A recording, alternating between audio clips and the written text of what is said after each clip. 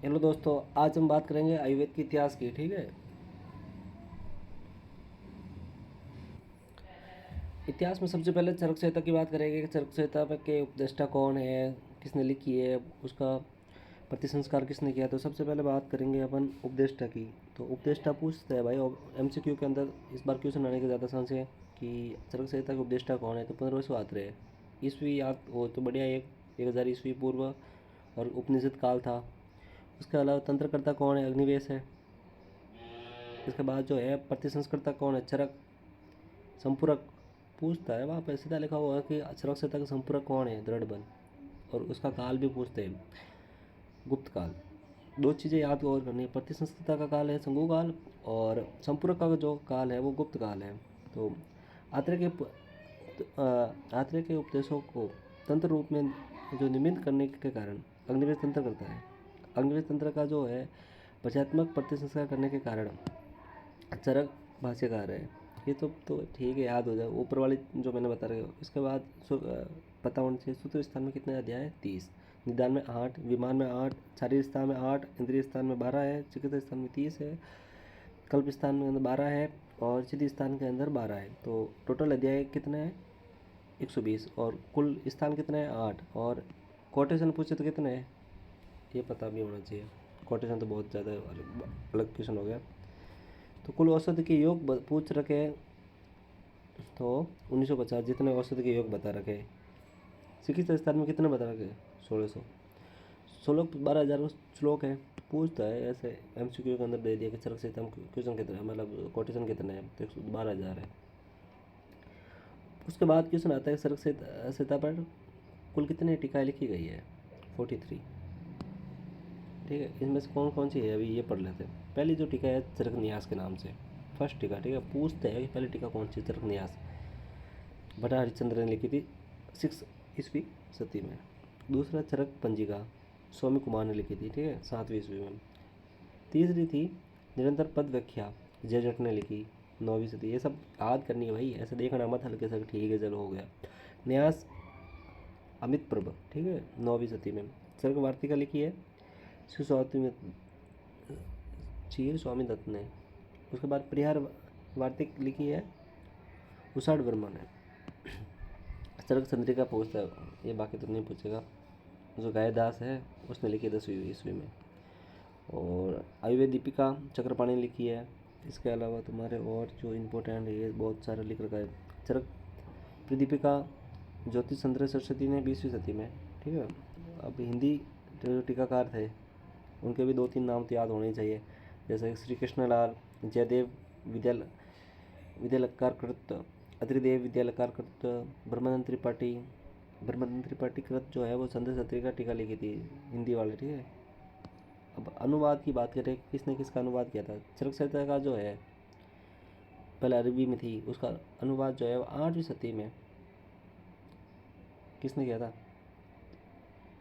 चरक इंडिनियास नाम से हुआ है। पहले अरबी में थी, उसके बाद इसका अनुवाद किया गया।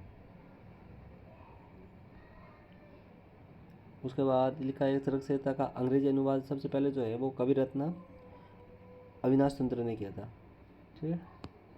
ये इतना देखने वाली हल्की फुल्की देख लेना भाई तुम्हारे। उसके बाद पूछते हैं सीधे ही कि पुनर्वसु आत्रेय कौन है। जो चरक संहिता पे ज़्यादा टिप्पणी की है कि जो आत्रेय पुनर्वसु जो है वो आत्रेय माँ से आत्रेय के पुत्र और शिष्य दोनों थे। उन्होंने भारद्वाज से आयुर्वेद का ज्ञान प्राप्त किया। उसकी माता का नाम जो है वो चंद्रभागा था। अंत एवं इन्हें चंद्रभाषी या चंद्रभाग में ही कहा, मतलब ये नाम पता होना चाहिए माँ का नाम क्या था थोड़ा सा, है ना। कृष्ण आत्रेय कौन से थे, तो महाभारत में भी काय चिकित्सा चिकित्सक के रूप में कृष्ण आत्रेय का उल्लेख मिलता है ना। तुमने माँ देखी होगी महाभारत, तो उसमें जो काय चिकित्सा के डॉक्टर थे ना भाई, उसमें बता रखा है कृष्ण आते थे। जो भिक्षुक आत्रेय जो है वो काल बाद में समझ तक इतना नहीं है। आत्रेय के शिष्य पूछते हैं कौन कौन से थे, अग्निवेश, पारसर, जतुगण, हरित, भैल और चेरपाणी। ये पता हो। अब उसके बाद हमारे चरक का पूछते हैं कि भाई आचार्य चरक क्या था, कौन था।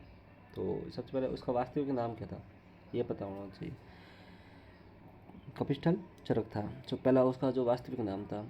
चरक जो है विशुद्ध के पुत्र थे, जो महर्षि वेस्पायन के शिष्य थे। कि किसके मतलब इसके गुरु चरक के गुरु कौन थे ये पूछते हैं। पाव प्रकाश बोलता है कि जो चरक है ना वो शेषनाग के अवतार है और यावर कोटि के ऋषि थे। ऋषि दो प्रकार के होते हैं, शालीन और यावर। शालीन का मतलब क्या होता है, कुटी में रहने वाले। यावर का मतलब घूमने वाले। तो भाव प्रकाश अनुसार यावर कोटि के थे, मतलब घूमने वाले थे। चरक का जो निवास है पंचतंत्र कहाँ पर रहता है, उसकी जो चंद्रभागा नदियों के बीच में स्थित कपिस्थल गांव में था उनका, है ना। इसके अलावा तुम्हारी ये दृढ़ बल। उसके बाद दूसरा आगे टॉपिक कि यार दृढ़ बल बड़ा क्वेश्चन आज MCQ में पूछेगा कि ये किसके पुत्र थे, तो कपिल बलि के पुत्र थे। उन्होंने चरक संहिता जो है वो 120 अध्यायों में से 41 अध्याय लिखे थे। देख रहे हो भाई, बहुत बड़ा योगदान है इनका दृढ़ बल का। चिकित्सा स्थान में रसायन वर्गीकरण बता दिए। उसके साथ ज्वर, रक्त, पित्त, गुल्म, प्रमेय, ये सब अध्यायों की व्याख्या की उन्होंने, ठीक है। चलो उसके बाद तुम्हारे ये इम्पोर्टेंट नहीं है भाई, ये तुम्हें स्किप करना पड़ेगा। अगर तुम्हारे भाई अगर ये PDF चाहिए तो मेरे को मैसेज कर लेना, मैं भेज दूंगा तुम्हें, है ना। अब पूछते हैं चरक संहिता की विशेषता क्या है। शैली एवं भाषा उपनिषद कालीन की है। चरक में उपनिषद शब्द आया है, सांख्य शब्द 5 बार आया है, इतिहास शब्द 2 बार आया है। ये तो ठीक, इतनी विशेषता वाली बात नहीं होगी। ये वाली इंपॉर्टेंट है भाई, है ना, कि डॉक्टर भास्कर गोविंद घाणेकर, उन्होंने सबसे पहले फर्स्ट MBBS डॉक्टर थे जिन्होंने BMS भी किया था, ठीक है। वो भी BHD किया था, PG और PhD सर्जरी में थे। इनकी मैन जो बुकें थी ना, प्रत्येक शरीर, औपचारिक रोग, आयुर्वेद रस में दीपिका टीका, शुद्ध साहित्य पर था और स्वास्थ्य विज्ञान। दूसरा था आचार्य चक्रपाणी, वो सती याद कर लेना। काल कौन सा था इसकी, 11वीं सती। उनकी मैन पुस्तकें थी आयुर्वेद दीपिका टीका, चरक संहिता पर संस्कृत व्याख्या की थी द्रव्य गुण और सप्त चंद्रिका और चिकित्सा संग्रह। उडप कमेटी कब लागू हुई थी, 1985 में, 1998। मुख्य उद्देश्य क्या था इसका, उडुप कंपनी का पूछता है कि भाई मैन उद्देश्य क्या था। CCIM की स्थापना और आयुर्वेद का राष्ट्रीयकरण, दोनों एक मिश्रित पुष्ट के MBBS कॉलेज और हॉस्पिटल में अलग से आयुर्वेद विभाग हो और आयुर्वेद का अलग वार्ड हो। आयुर्वेद बी फार्मेसी उन्होंने लागू किया था उडुप कमेटी ने। वाराणसी, पुणे, त्रिवेंद्रम में PG कॉलेज की स्थापना की थी। काम तो बहुत सारे किए थे इसने। उसके बाद आती व्यास कमेटी, पूछते हैं भाई कि कौन से सन में आई, उद्देश्य क्या था, MCQ में पूछेंगे, फिर वहाँ मुँह देखने में मत लग जाना। व्यास कमेटी जो है इसकी स्थापना हुई थी 1963 में। उद्देश्य था शिक्षा के क्षेत्र में शुद्ध आयुर्वेद पाठ्यक्रम को लागू करना होता है और आयुर्वेद के क्षेत्र में जितनी भी डिशेज होती है उसको हम तो पाठ्यक्रम में बताना है कि यार ये हुई है। WHO जो है उसका कब आया था, ये पूछता है 7 अप्रैल 1948 में। इसका हेड ऑफिस का है जेनेवा में। कुछ कुछ चीज़ें जो इम्पोर्टेंट है जो याद सीधे याद कर लेना। इसके 192 कंट्री मेंबर ऐड होते हैं, ठीक है। जब भी ये कुछ होता है ना प्रोग्राम तो इतने 192 मेंबर ऐड होते हैं। अगर पूछे इन इंडिया में हेडक्वार्टर का है न्यू दिल्ली में। इसके बाद तुम्हारे सीधी बात कर देते हैं। अब संक्षिप्त में लिख दिया सर ने कि भोर कमेटी 1945 में, चोपड़ा कमेटी 1946 में, जो पंडित। उसके बाद दवे कमेटी पूछते हैं 55 में और व्यास कमेटी पूछते 63 में। बाकी तो क्या है, भोर कमेटी का पूछता है ये भी यार, उद्देश्य पूछता है। वहाँ MCQ में लिखे हुए हो गए, एक बार देख लेना, है ना। कि देसी चिकित्सा का अधिकार राज्यों को दिया गया, आयुर्वेद चिकित्सा को राज्य की स्वास्थ्य सेवाओं में लिया गया। भोर कमेटी का जो दूसरा नाम क्या है, health welfare and development committee. उसके बाद चोपड़ा कमेटी, मुख्य अध्यक्ष पहला जो है ना रामनाथ चोपड़ा थे। उद्देश्य क्या था, मिश्रित पाठ्यक्रम था, दोनों के साथ आयुर्वेद को भी है मॉडर्न भी है, दोनों साथ में करवाना। उसके बाद तुम्हारे जो उडुप कमेटी अध्यक्ष कौन था, केन उडुपा।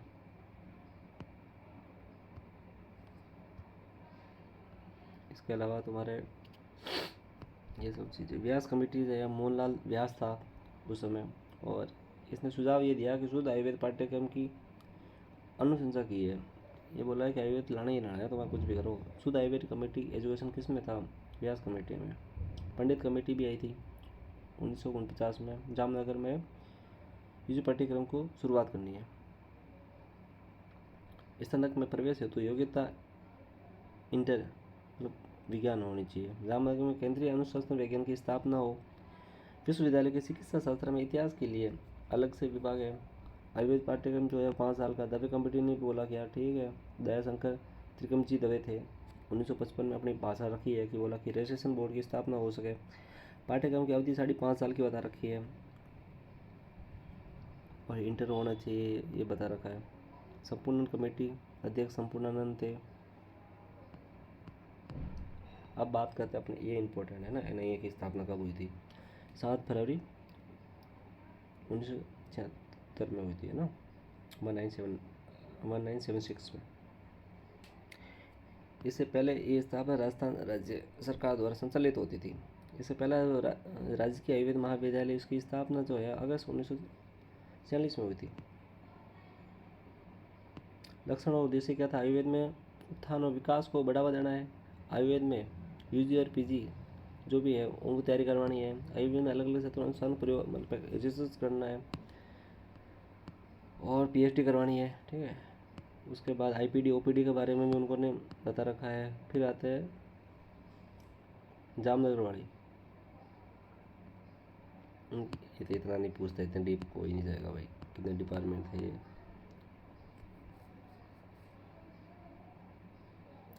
इसकी फुल फॉर्म पूछते हैं ना, एनपीआरसी क्या है? National pharmaco vigilance research centre. इतना तो नहीं डीप पूछेगा, लेकिन फिर भी एक बार देख लेना हल्का सा, ये पीडीएफ इतनी बहुत कुछ दे रखा है उसमें।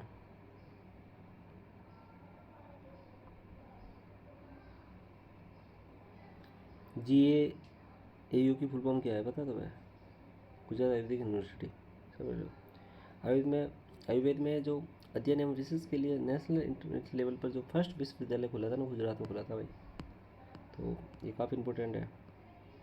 जामनगर वाले में तो इतनी कुछ, इतनी पीडीएफ तो इतनी भर भर के लिख रखी है इसमें कि क्या ही बताए। इंपॉर्टेंट बात करें BHU की, ठीक है, ये थोड़ा इंपॉर्टेंट भी है। काशी आयुर्वेद का प्रमुख एवं प्रचलित सबसे पुराना ये भी है। BHU की स्थापना जो है वो 1916 में हुई थी, है ना।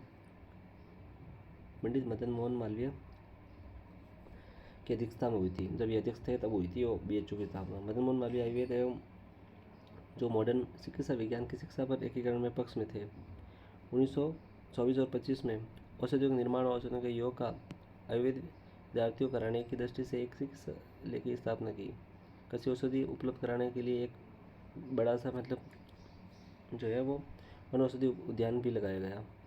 ये पता होना, BHU के बारे में थोड़ा पता होना जरूरी है। संस्था में मौलिक सिद्धांत है, कार्य चिकित्सा शल्य सर्जरी और द्रव्य गुण विज्ञान, ये अवेलेबल थे पीजी के लिए, है ना। इसके अलावा तुम्हारे यूनाइटेड सिटीजन के इतनी पूछा। CCIM ये पूछता है, CCIM की फुल फॉर्म क्या है? Central council of India medicine. तो भारतीय चिकित्सा पद्धतियों के विकास अनुसंधान एवं आदर्श मानकों की स्थापना की दृष्टि से लोकसभा के सन 1970 में भारतीय चिकित्सा संयंत्र के अधिनियम पारित किया गया। तब मुख्यालय पूछता है CCIM का मेन उद्देश्य क्या था, ये पूछता है कि जो आयुर्वेद की जो चिकित्सा है ना उसको बढ़ावा देना है और न्यू पाठ्यक्रम को लागू करना है इसमें। बाकी कुछ भी नहीं था इसमें, बहुत कुछ ले रखा है। इसके अलावा जो आयुष है ना डिपार्टमेंट, तो अब आयुष का मतलब क्या होता है पूछता है वहाँ पे। अब पूरा दे देगा ऐसे, आयुष लिख के एस का मतलब क्या है तो वहाँ सीधा लिखना है ना। तो ए का मतलब होता है आयुर्वेदा, वाई का मतलब योगा, यू का मतलब यूनानी, एस का मतलब सीधा और एच का मतलब होम्योपैथी। ये नाम का आयुष का मतलब पता होना चाहिए। बाकी तो कुछ आयुष के उद्देश्य पूछ लेते तो मैंने ना कि भारतीय चिकित्सा पद्धतियों में महाविद्यालयों में शिक्षा के स्तर को बढ़ावा देना है। वर्तमान में जो स्थित अनुसंधान मतलब जो भी कॉलेज है उनको मजबूत बनाना है, ठीक है। अपना ज्ञान को बढ़ाना है, बाकी कुछ भी नहीं है। इसके अलावा ये क्वेश्चन एक और बड़ा है भाई, TKDL बहुत पूछा है। ट्रेडिशनल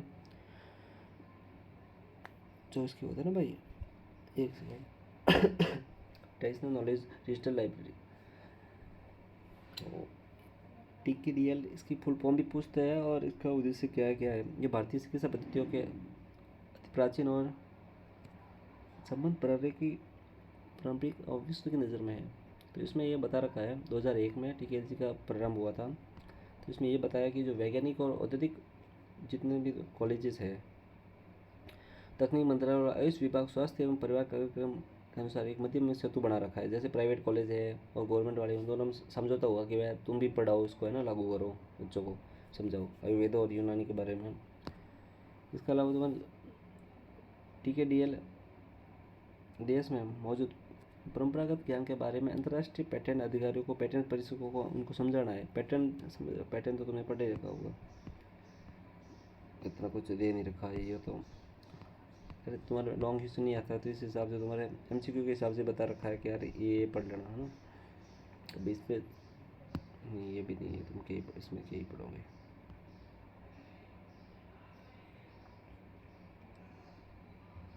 अब CCRS किस चीज़ पर रिसर्च करती है? केमिकल रिसर्च होती है, ड्रग्स की रिसर्च होती है। जैसे तुमने एग्जाम्पल दे दिया कि आयुष 56 है, आयुष 64 है, कहाँ कहाँ काम आती है। बहुत सारी जो मेडिसिन जो है उसका ये सब बताती है कि यार यूजेस कहाँ है। तो तुम्हारी ये अगर ज़रूरत पड़े, कोई नहीं पढ़ने वाला इतना, ट्यूशन ही नहीं आएगा तुम्हारा, पढ़ोगे क्या।